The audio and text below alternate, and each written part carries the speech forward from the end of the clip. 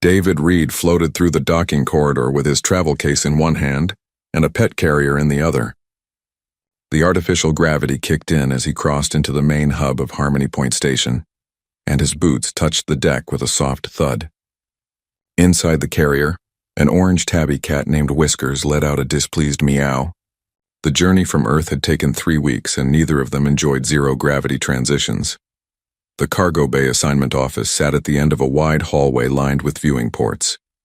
Through the transparent aluminum, David could see dozens of ships docked at various arms of the station. Traders from across the galaxy came here to do business in neutral space. It was the perfect place for a human cargo specialist to make a decent living. Far from the bureaucracy of Earth's government stations, you must be the new human. The voice came from behind a desk that seemed too small for its occupant. Captain Reln stood up, revealing 6 insectoid limbs and a pair of compound eyes that reflected the overhead lights in 1,000 different directions. The captain's exoskeleton was a deep green color, polished to a professional shine. David set down his carrier and extended his hand.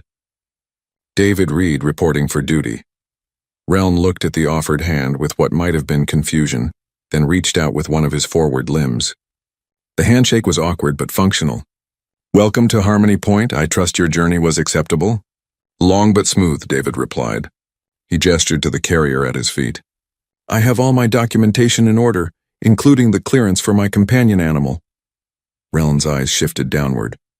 "Yes, I saw that in your file. A cat, correct? I confess I am not familiar with Earth fauna." "That's him, Whiskers. He's harmless, just keeps me company during the long shifts." A laugh echoed from somewhere behind a stack of cargo containers. A massive reptilian figure emerged, scales the color of rust with arms thick enough to bend steel. Trader Besh was known throughout the sector for his exotic creature imports, and he clearly found something amusing about David's pet. "A companion animal?" Besh's voice rumbled like grinding stones. "That tiny furball is your idea of a companion? I have seen larger insects on my homeworld." David kept his expression neutral. "He suits my needs." Besh walked closer and bent down to peer into the carrier. Whiskers sat inside, yellow eyes tracking the alien's movement with calm indifference. "On my ship I keep a Grimstalker, 3 meters long, claws that can shred hull plating. Now that is a proper beast. This creature looks like prey." "Appearances can be misleading," David said quietly. Reln made a clicking sound that David's translator interpreted as a polite cough. "Besh, please. The human has just arrived. There is no need for mockery." "Mockery? I speak only truth." Besh straightened up and crossed his massive arms. "Humans bring decoration animals to a working station. Next you will tell me it serves a function beyond sitting and eating." "He's an excellent hunter," David offered. "Back on Earth, cats are known for their predatory skills." This brought another laugh from Besh, and even Reln seemed to tilt his head in what might have been skepticism. A new voice joined the conversation, high and melodic. Dr. Yara glided into the cargo bay on wings that folded tight against her avian body. Her feathers were a mixture of blue and silver, and her large eyes held the sharp intelligence of a medical officer. "A predator?" She looked at the carrier with obvious doubt. "Forgive me, David, but that creature appears to weigh perhaps 4 kilograms. What does it hunt?" "Dust particles. Small rodents, insects, sometimes birds," David explained, refusing to let the mockery get under his skin. He had dealt with worse during his academy days. "They're very efficient," Yara made a soft chirping sound. "I hunt insects as well, but I would not call myself fearsome." She glanced at Reln. "No offense, Captain." "None taken," Reln replied, his compound eyes fixed on David. "Your quarters are in Section 7, Corridor B. The cargo bay assignments will begin tomorrow. I suggest you get settled and let your small friend adjust to the station environment." David picked up his carrier and case. "Thank you, Captain. I'll be ready for duty in the morning." As he walked away, he could hear Besh's rumbling voice behind him. "The humans send their representatives with toy animals. Is it any wonder they are considered the soft species of the galaxy?" Yara's reply was quieter but still audible. "They are peaceful, yes. But I have read their history. Perhaps peaceful is not the same as harmless." "Philosophy from a bird doctor," Besh scoffed. "Mark my words, that little furball will be the station mascot within a week. Something to amuse the younglings during their parents' business dealings." David said nothing as he made his way through the corridors. He had learned long ago that actions spoke louder than words. Let them laugh now.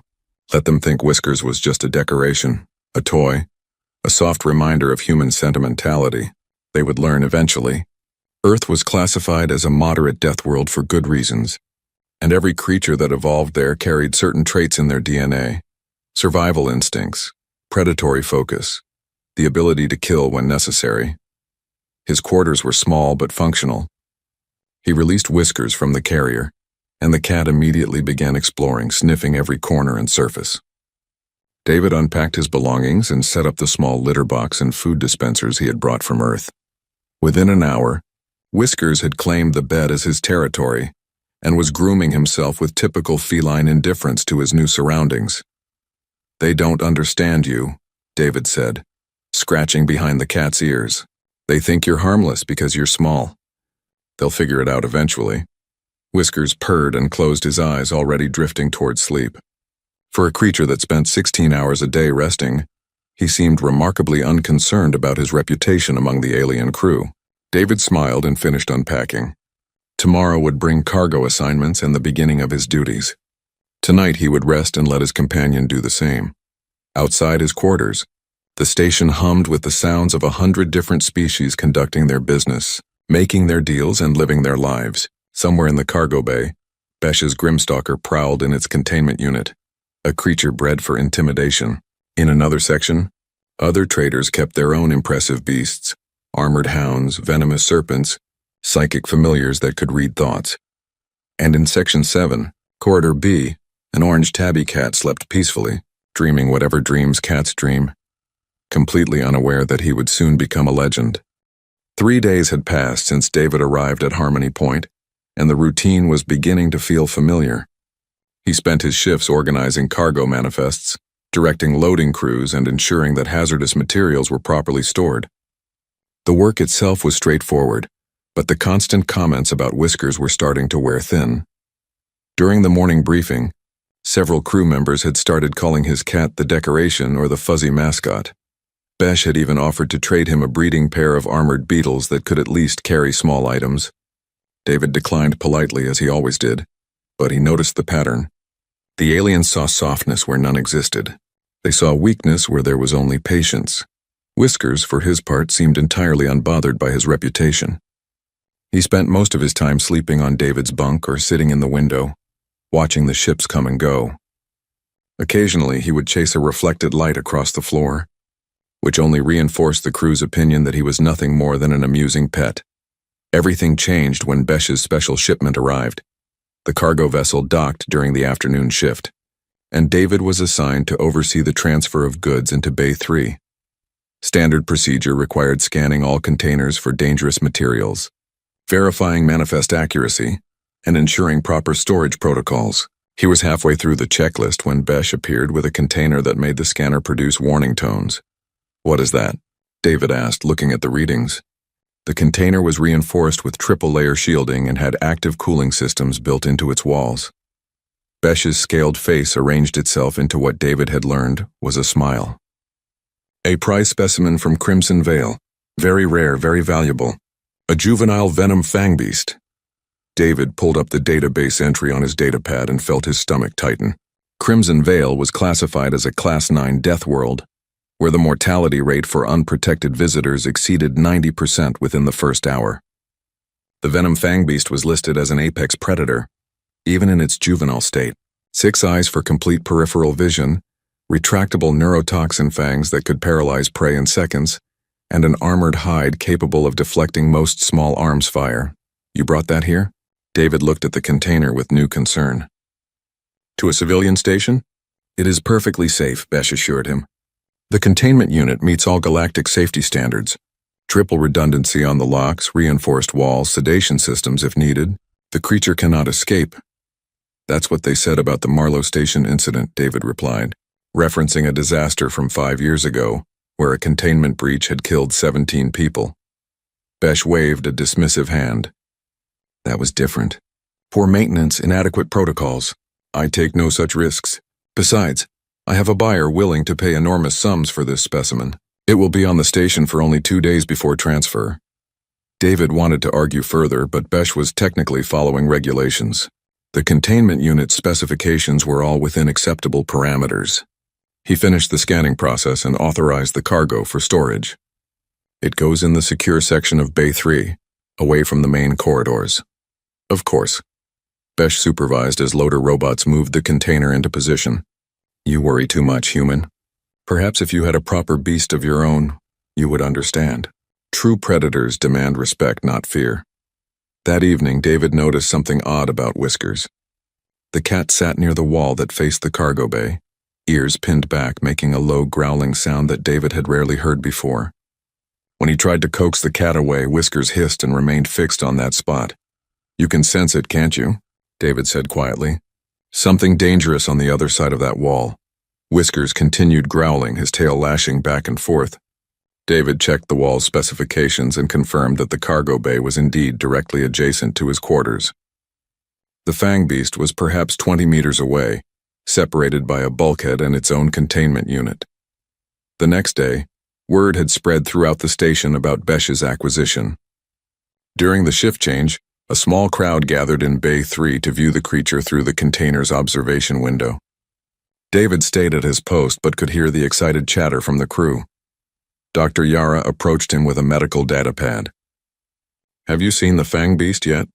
No, David replied, focusing on his inventory checklist. It is quite impressive. I can understand why Besh is proud of the acquisition. She paused. Though I must admit, having such a creature on the station makes me nervous.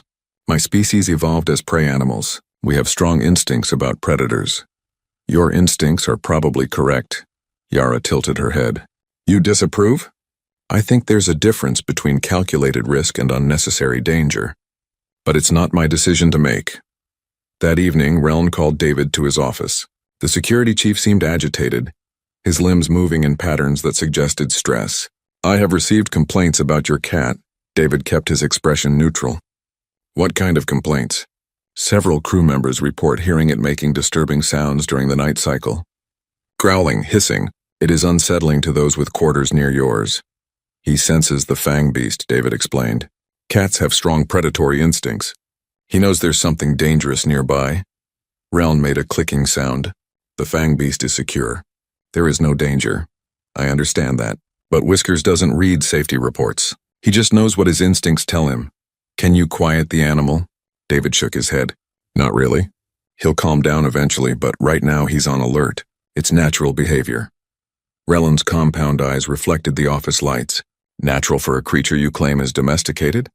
Perhaps your pet is more wild than you admit. Domesticated doesn't mean tame, David said. It just means we've chosen to live together. Cats keep their hunting instincts no matter how many generations they live with humans. The conversation ended without resolution, but David could see the doubt in Reln's posture.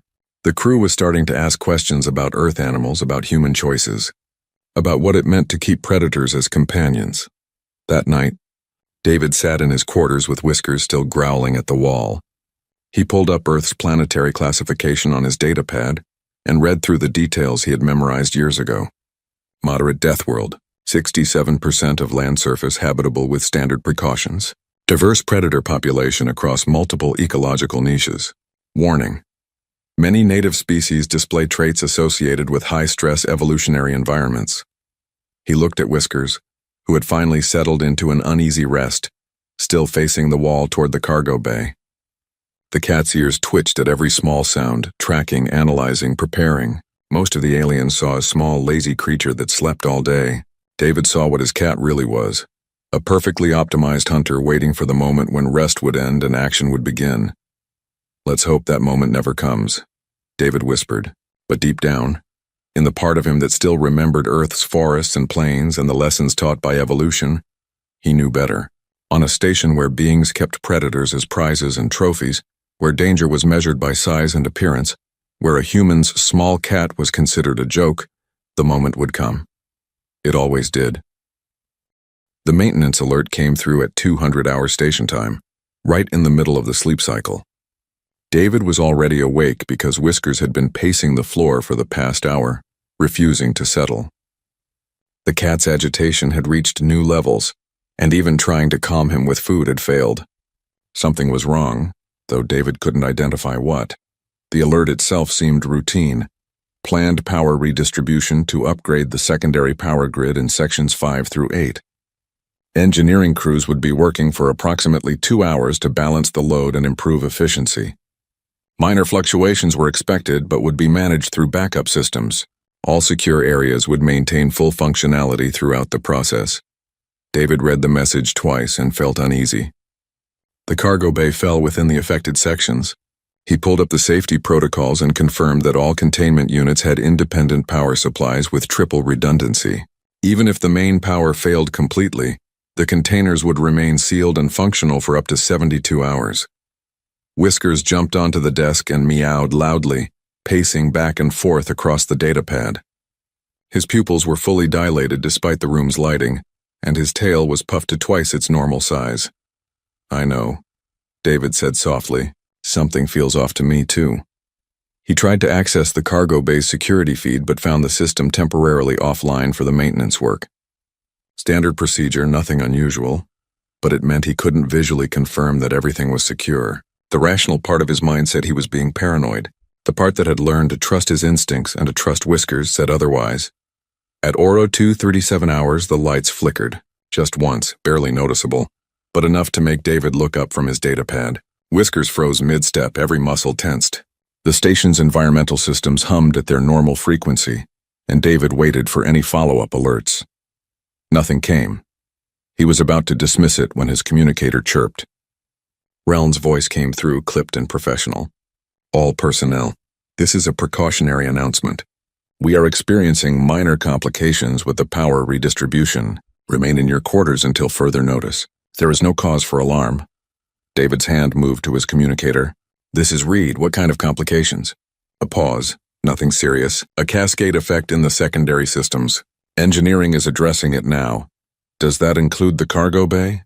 Another pause, longer this time. "The cargo bay experienced a momentary disruption.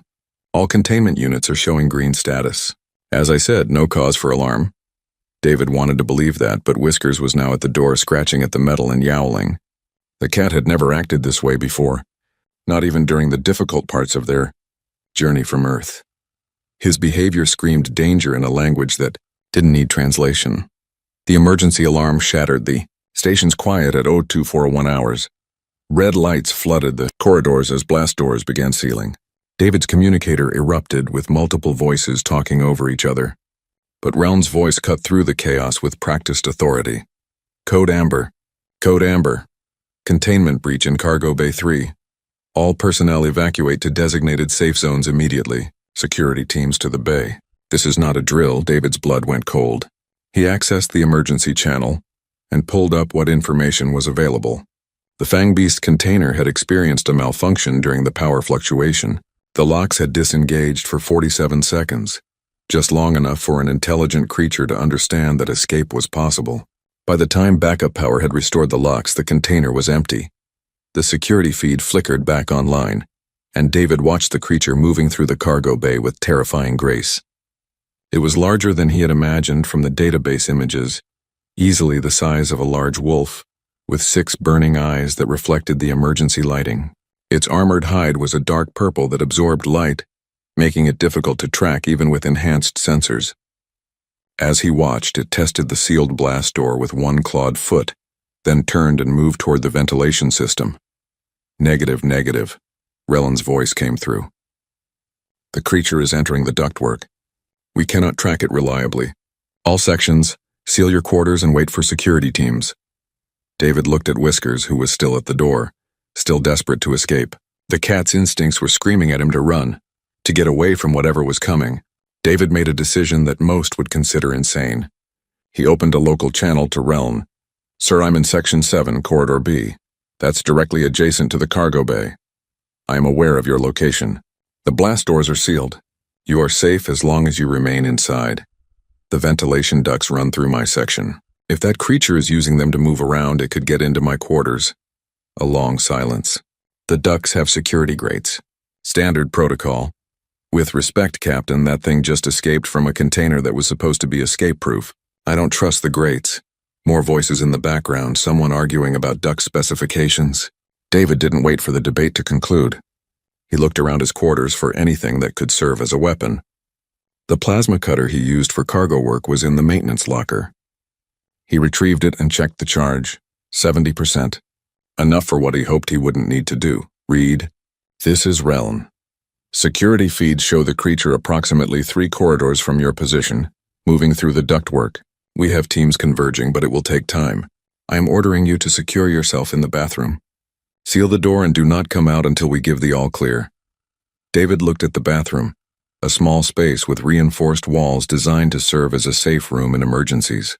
It made sense. It was the logical choice, but Whiskers was still in the main living area, crouched under the bed, and there was no way to reach him without risking both their lives in a chase. "Sir, my cat is in the main room. I can't reach him." "It is a pet, Reed. Your life is more important. Get to the bathroom now." David wanted to argue, but knew it would be pointless. He moved toward the bathroom, plasma cutter in hand, and sealed himself inside. Through the door, he could hear Whiskers making a sound he had never heard before. Not quite a growl, not quite a hiss, but something primal that spoke of ancient battles between predator and predator. The security feed on his datapad showed the Fangbeast getting closer. It moved with purpose now, having found a trail it wanted to follow. David realized with growing horror that the creature was tracking scents through the ventilation system. And what scent would be strongest near his quarters? The cat, Whiskers, the small predator, that had been growling and marking territory. Near the wall for the past 2 days, the Fangbeast had found its prey. David watched the feed as the creature reached a vent grate 2 corridors away. It paused, sniffed, then tore the grate away with casual strength. The metal twisted like paper. So much for standard protocol and security measures. On the feed, he could see his own quarters from the external camera. The door was sealed, reinforced, designed to withstand standard breaches. But acid saliva was already dripping from the Fangbeast's jaws as it approached, melting the lock mechanism with biological chemistry that no engineer had planned for. In the command center, someone was probably screaming orders. Security teams were probably running through corridors. Besh was probably being arrested or at least detained. None of it mattered. The door to his quarters began to open, metal hissing as it dissolved. David gripped the plasma cutter and listened. From beyond the bathroom door in the main living area, Whiskers had stopped making noise entirely. The hunt had begun. In the command center, every screen showed different angles of the same nightmare. Relon stood at the main console with Dr. Yara beside him, both watching the feeds from David's quarters with a mixture of horror and fascination. Behind them, a dozen other crew members had gathered, unable to look away from what was unfolding. The Fangbeast entered through the ruined doorway, its 6 eyes scanning the darkened room with predatory precision. Emergency lighting cast strange shadows across its armored hide, making it look even more monstrous than the database images suggested. Acid dripped from its fangs, leaving small burn marks on the metal floor. It moved with the confidence of a creature that had never encountered anything it couldn't kill. "Where is the human?"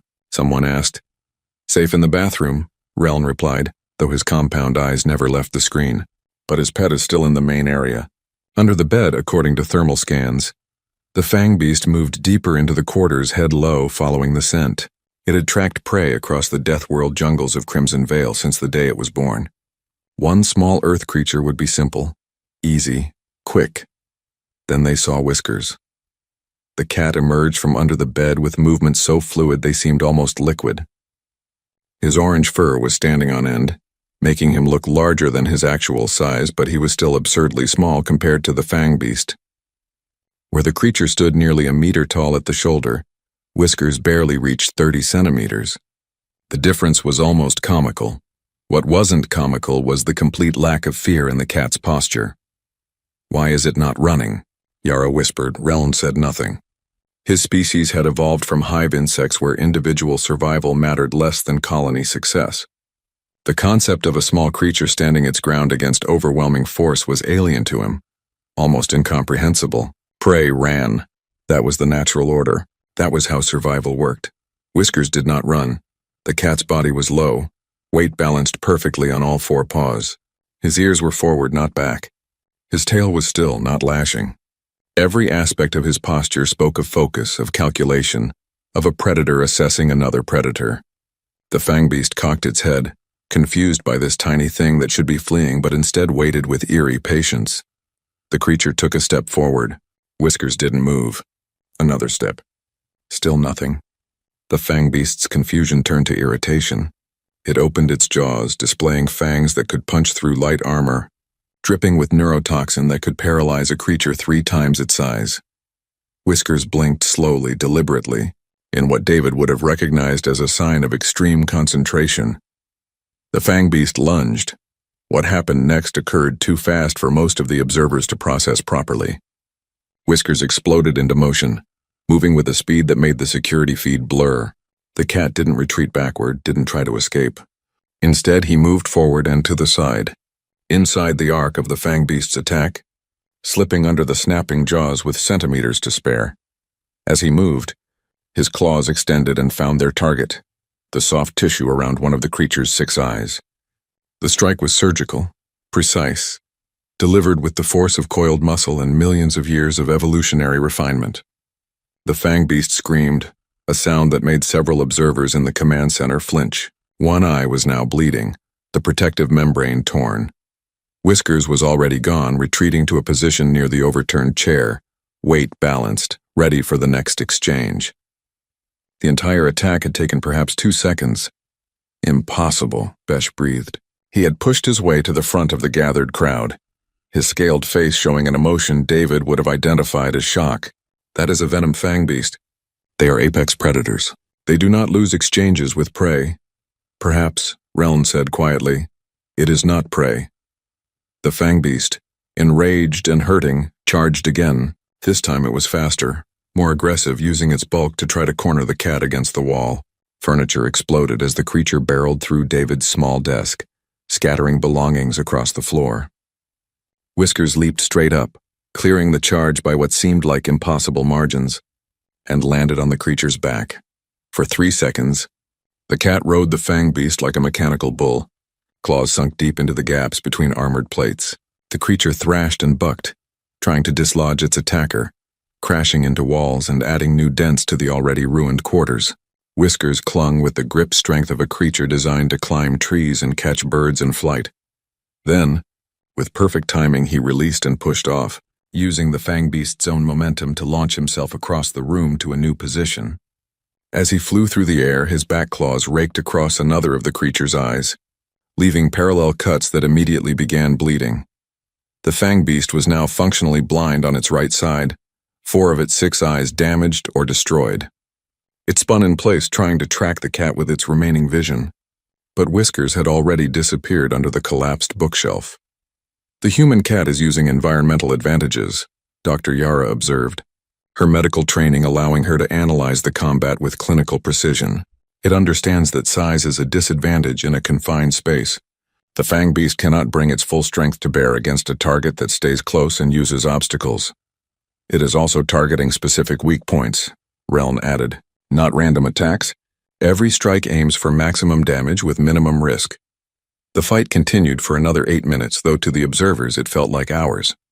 The Fangbeast destroyed David's quarters in its attempts to catch Whiskers, tearing apart furniture, leaving acid burns on every surface, using its bulk to try to crush the cat against walls. But Whiskers was never where the creature expected him to be. The cat fought like water, flowing around attacks, finding gaps in defense, striking and retreating before counterattacks could land. He used the ruined desk legs as obstacles, the torn bedding as temporary cover, the narrow space behind the storage locker as a temporary haven. Every surface became a launching point, every piece of debris a tool, and slowly, methodically, the Fangbeast began to lose.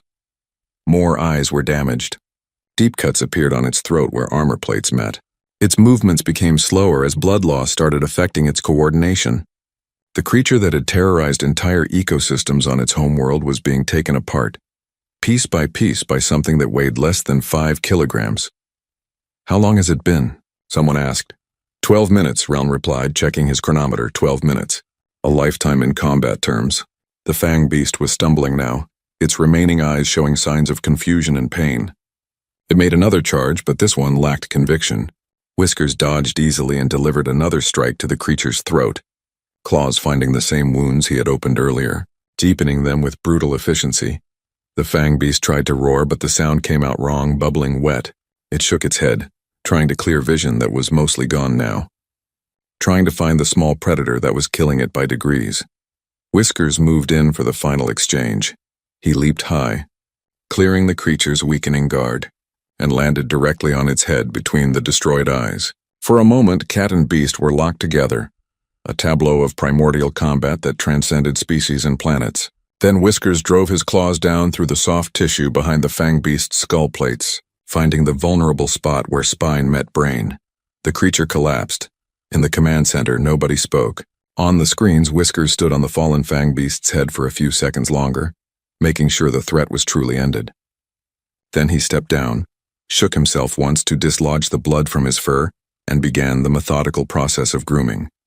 "Sweet, merciful void," Dr. Yara whispered. "The human small cat just killed a Venom Fangbeast in single combat." Besh made a sound like grinding metal. "Impossible. I have seen these creatures hunt in packs. They kill things 10 times their size. They are perfect killers." "Apparently," Relm said, his voice carrying a new weight of understanding, "they are not the only ones." The security teams arrived at David's quarters 3 minutes later, weapons drawn, prepared for a desperate fight. Instead, they found a dead Fangbeast with its throat torn open and 4 eyes destroyed, lying in a pool of its own toxic blood, and sitting nearby, calmly washing his paws, was an orange tabby cat who seemed entirely unconcerned with the fact that he had just done what most species would consider impossible. In the bathroom, David heard the all-clear signal and slowly opened the door. He took in the destruction of his quarters, the dead creature, and his cat sitting among the wreckage like a small furry emperor surveying his conquered kingdom. "Good boy, Whiskers," David said quietly. "Very good boy." The cat meowed once, demanding food as if he had done nothing more remarkable than catch a mouse. The security team entered David's quarters with weapons raised and expressions that mixed relief with disbelief. The lead officer, a crystalline being named Horv, whose body reflected light in prismatic patterns, slowly lowered his plasma rifle as he took in the scene. Behind him, 3 other officers did the same, their various appendages hanging loose in postures of shock. David emerged from the bathroom, plasma cutter still in hand, though he had never fired it. He set the tool down carefully and raised his empty hands. "The threat is neutralized." Horv's faceted eyes rotated to focus on the fallen Fangbeast, then to Whiskers, who was now sitting beside his empty food bowl and meowing with increasing insistence. "Your report stated you were sealed in the bathroom during the incident." "I was." David gestured to the destruction around them. Whiskers handled it. One of the other officers made a sound that David's translator interpreted as hysterical laughter. "The small earth creature killed a Crimson Veil predator?" "By itself? Yes." Horv approached the Fangbeast's corpse and examined the wounds with professional attention. Precision strikes to the eyes, deep lacerations to the throat, and what appears to be fatal damage to the brainstem through the cranial weak point. He turned to face David. "This was not luck. This was skilled combat. Cats are predators," David said simply. "They evolved to hunt." Dr. Yara arrived moments later, her medical kit clutched in her wing arms. She stopped at the doorway, taking in the carnage with wide eyes. "The human survives? And the cat?" "Both unharmed," Horv confirmed. "The cat requires examination, however. It may be injured." David picked up Whiskers, who purred and rubbed against his chest. "Let her check you out, buddy. You earned it." Yara set up a portable scanner and began examining the cat with gentle touches. Her feathers ruffled in what David had learned was a sign of extreme agitation. Minor scratches, 1 shallow laceration on the right flank, elevated heart rate returning to normal parameters. She looked up at David. "Your companion animal engaged in lethal combat and sustained only minor injuries." "This is unprecedented, not on Earth," David replied. "Cats regularly hunt animals larger than themselves. Whiskers is actually on the smaller side for his breed." By now, a crowd had gathered outside the ruined doorway. Relm pushed through, his 6 limbs moving in patterns that suggested he was processing difficult information. "Reed, the security footage has been reviewed by myself and the command staff. We need to discuss what occurred here." "Of course, Captain." Relm stepped closer, lowering his voice. "When you said your cat was a predator, I assumed you were engaging in typical human exaggeration. We have documentation of your species' tendency to embellish the capabilities of your animals. We don't exaggerate, David said. We just have a different baseline for what's normal. Earth is classified as a moderate death world. Everything that evolved there adapted to survive in that environment. Including your companion animals? Especially our companion animals. We chose to live with predators, Captain. Dogs, cats, even some of the birds people keep as pets. They're all hunters in their own way. We domesticated them, formed partnerships with them, but we never removed their core nature. Besh appeared at the doorway, his large frame blocking most of the light. The trader looked diminished somehow, his earlier bravado replaced with something approaching humility. Human Reed, I owe you an apology. And compensation. My creature, my responsibility. The damage to your quarters, the danger to your life and your companion. I will make this right. David considered the offer. I appreciate that. But what I want most is better safety protocols. This shouldn't have happened in the first place. Agreed, Reln said firmly. I am implementing new regulations immediately. No Class 9 Death World creatures on civilian stations without special authorization and enhanced containment measures. He paused. I am also revising our database entries for Earth species. It appears we have significantly underestimated them. Over the next several hours, teams worked to remove the Fangbeast's corpse and assess the damage to David's quarters. The creature's body would be studied, its death documented, and new protocols written based on what had occurred. David was moved to temporary quarters while repairs were scheduled, but the real changes were happening in the minds of the station's crew. Word spread through Harmony Point like a shockwave. Every species has its own methods of communication, and within 6 hours everyone knew about the human small cat killing a Venom Fangbeast in single combat.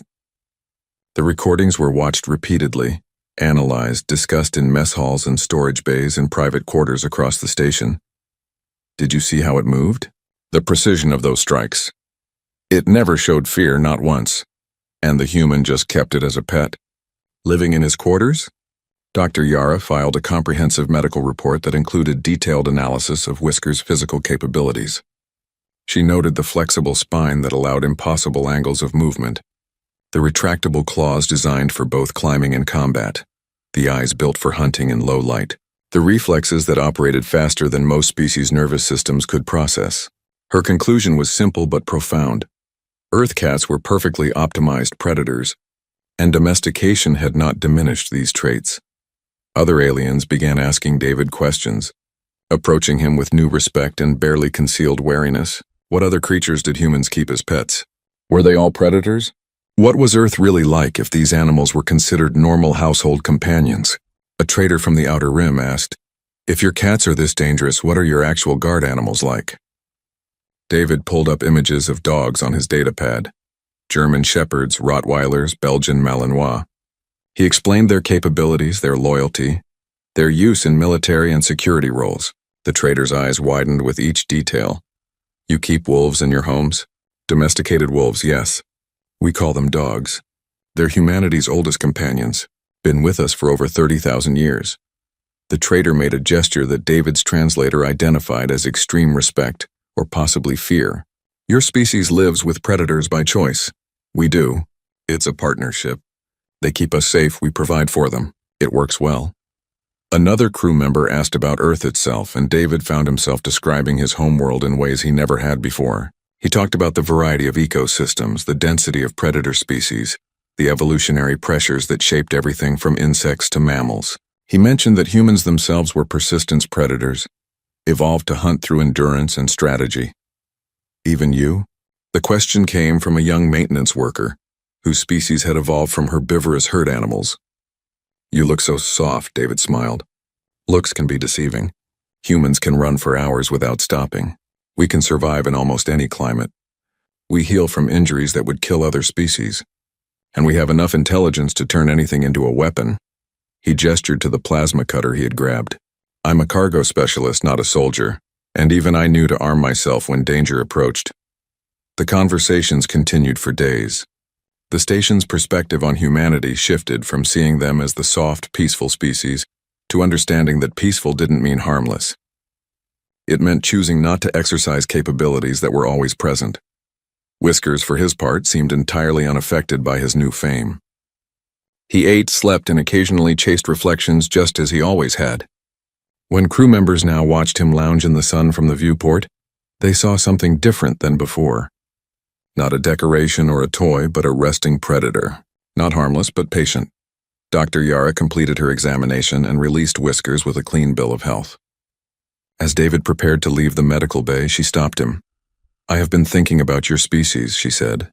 "About what it means that you choose to live with creatures like this. It speaks to either great courage or great foolishness, or maybe," David suggested, "it speaks to understanding. We know what they're capable of. We respect it, but we also know they choose to be with us just as we choose to be with them. That's the difference between a weapon and a companion." Yara's head tilted in what might have been agreement. "Perhaps, but I think I will maintain a respectful distance from your small friend regardless." "Probably wise," David agreed, scratching behind Whiskers' ears. The cat purred and closed his eyes, once again the picture of domestic contentment. As they walked back through the corridors, David noticed the change in how others looked at him. There was respect now, certainly, but also a new kind of wariness. The human who kept a tiny killing machine as a pet, the representative of a species that coexisted with predators. It wasn't the reputation he had expected to earn on Harmony Point, but he would accept it.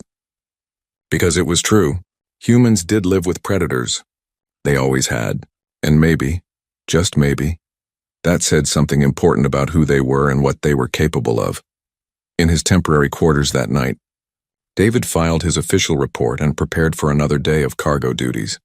Whiskers curled up on the pillow, purring softly, dreaming whatever dreams came to small orange cats who had faced death and won. Tomorrow would bring new work, new challenges, new interactions with aliens who now viewed humanity through a different lens. But tonight, in the quiet of the station's sleep cycle, David simply sat with his companion and appreciated the fact that they were both still alive. "Good cat," he whispered. "Very good cat." Whiskers' purr deepened in agreement. 2 weeks after the incident, Harmony Point had settled into a new rhythm. The repairs to David's quarters were complete. The enhanced safety protocols were in place, and Besh had paid substantial compensation that David used to upgrade the station's emergency response systems. But the real change wasn't in the infrastructure. It was in the way people moved through the corridors, the way they spoke to each other, the way they looked at the human cargo specialist and his orange cat. David was reviewing inventory manifests when Relin approached with a data pad and an expression that suggested official business. "Read, I have received 3 formal requests this week from traders asking about Earth animals. They wish to know if any are available for purchase or trade." David looked up from his work. "Let me guess. They want guard animals now?" "Precisely. Word of your cat's capabilities has spread beyond this station. Several parties are interested in acquiring similar creatures." Relin's compound eyes reflected the overhead lights. "I told them to contact Earth's official trade representatives, but they insist on speaking with you first." "I'm not a pet trader, Captain. I'm a cargo specialist, I understand. However, you have become something of an informal ambassador for your species. Whether you intended it or not, you have changed how many beings view humanity." David saved his work and leaned back in his chair. "What exactly are they saying?" Reln settled into a seat across from him, his multiple limbs arranging themselves in a posture of thoughtful consideration. "That humans are more formidable than previously assessed. That any species which chooses to live alongside predators must possess either great strength or great wisdom. That your homeworld produces creatures of unexpected lethality despite their appearance. And they're not wrong," David acknowledged. "Earth is tough. Everything that survives there has to be tough. Including us. I have been researching your planet's classification," Reln admitted. "A moderate death world with diverse predator ecology. I confess I did not fully understand what that meant until I saw the recordings. Now I do." A notification appeared on David's datapad. He glanced at it and smiled. "Speaking of Earth, I have incoming cargo arriving tomorrow. Personal effects for the new human specialist joining the station next month." "Another human?" Reln's interest was obvious. "What is their specialty?" "Engineering. Her name is Amy Lynn, transferring from a research station in the outer sectors." David pulled up the manifest. "And according to this, she's bringing a companion animal too." "Another cat?" "No. A dog." Rellin made a clicking sound that David had learned meant thoughtful consideration. I should research this species before arrival, to avoid any misunderstandings. Probably a good idea, David agreed. Dogs are different from cats. Bigger, more social, very protective of their humans. They were bred from wolves over thousands of years to work alongside us. Wolves, Rellin repeated slowly. I have read about wolves in the Earth database. They are pack hunters, apex predators, and humans domesticated them? We didn't just domesticate them. We formed a partnership. They helped us hunt, we shared our food and shelter. It's one of the oldest relationships in human history. Rellin stood up, his posture suggesting he needed to process this information. I will ensure appropriate quarters are prepared, and perhaps implement additional protocols. After the captain left, David returned to his work but was interrupted again within the hour, this time by Dr. Yara, who carried a medical data pad and wore an expression of scientific curiosity. I hope I am not disturbing you, she said, but I wanted to share my completed analysis of the incident. The medical board has requested comprehensive data on Earth species for the galactic database. What kind of data? Everything. Physical capabilities, behavioral patterns, evolutionary history. Your cat's performance has revealed significant gaps in our understanding. She activated her data pad, displaying a complex chart. For example, I documented Whisker's reaction speed at approximately 60 milliseconds for visual stimuli. That is faster than most species' baseline reflexes. Cats evolved to catch birds and small mammals, David explained. Both require excellent reflexes. A bird can change direction mid-flight in fractions of a second. Cats had to adapt to match that speed. Yara made notes with quick movements of her wing arms. Fascinating.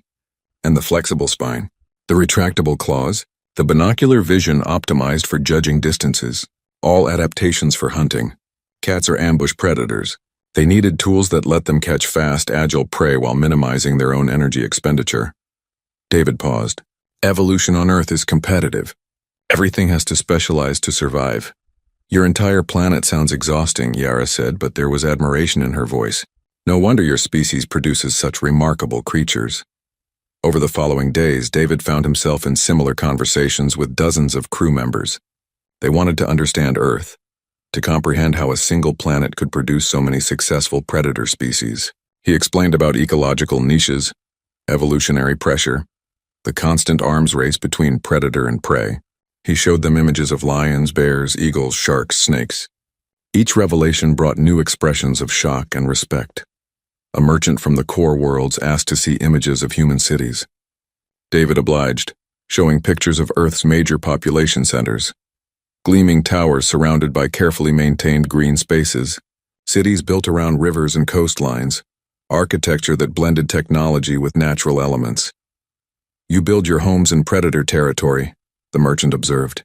Do you not fear attack? We manage the wildlife. Keep certain species in protected areas, relocate others when necessary. But humans have been apex predators on Earth for a long time. Most animals have learned to avoid us. Most? There are still incidents. Bears near mountain communities, big cats near rural areas. But they're rare, and usually only happen when humans encroach on their territory or food sources. The merchant made a gesture of understanding mixed with disbelief. Your species shares a planet with creatures that could kill you, and you consider this normal. We do. It's just part of life on Earth. The conversation that changed things most significantly happened 3 days before Amy's arrival. Besh approached David in the cargo bay, his massive frame moving with uncharacteristic hesitation. Human Reed, may I speak with you? Of course. David set down the container he was scanning. Besh's scaled hands clasped together in a gesture David had learned meant humility. I have been thinking about what occurred, about my arrogance regarding predators. I believed that size and strength were the only measures of a creature's worth. Common mistake, David said without judgment. Your small cat taught me otherwise. It was not the largest predator, not the strongest, but it possessed qualities I had not considered: speed, precision, adaptability, intelligence. Besh paused. I have operated my business for 20 years, trading in exotic creatures. I thought I understood predators. Your whiskers showed me I understood very little. Every predator evolves for its niche, David offered. The Fangbeast was built for its environment. Whiskers for his. Neither is better or worse, just different. Perhaps, but I noticed the human's predator survived while mine did not. Besh pulled out a data chip. I have compiled information on safe legal creature trading practices. New protocols, better containment, more thorough risk assessment. I would like your input before I implement them. David accepted the chip. I'll review it tonight. Thank you. Besh turned to leave, then stopped. One more question. The dog that arrives tomorrow, should I be concerned? Amy's dog is a Labrador Retriever. They're bred to be gentle and friendly, very different temperament from a cat. But still a predator? Technically, yes. But dogs bond with humans differently than cats do. They see us as part of their pack. They're loyal, protective, and very trainable. Besh absorbed this information with visible effort.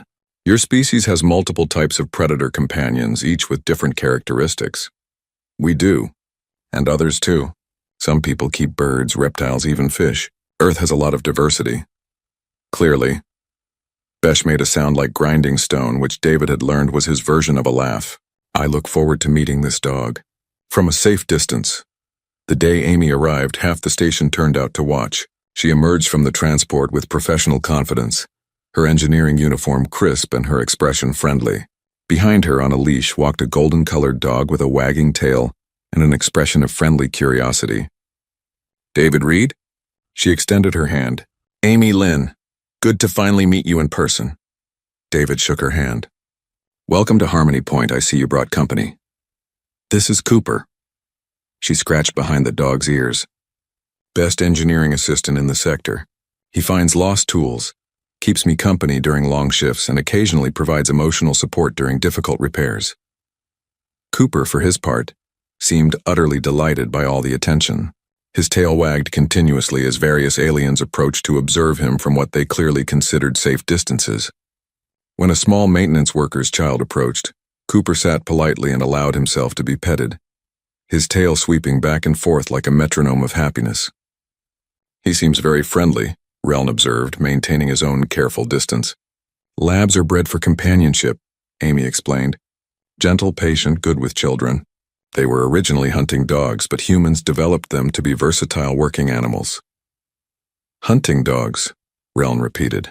More predators. Retrieval specialists, actually. They would fetch downed birds for hunters. Required a soft mouth that wouldn't damage the prey.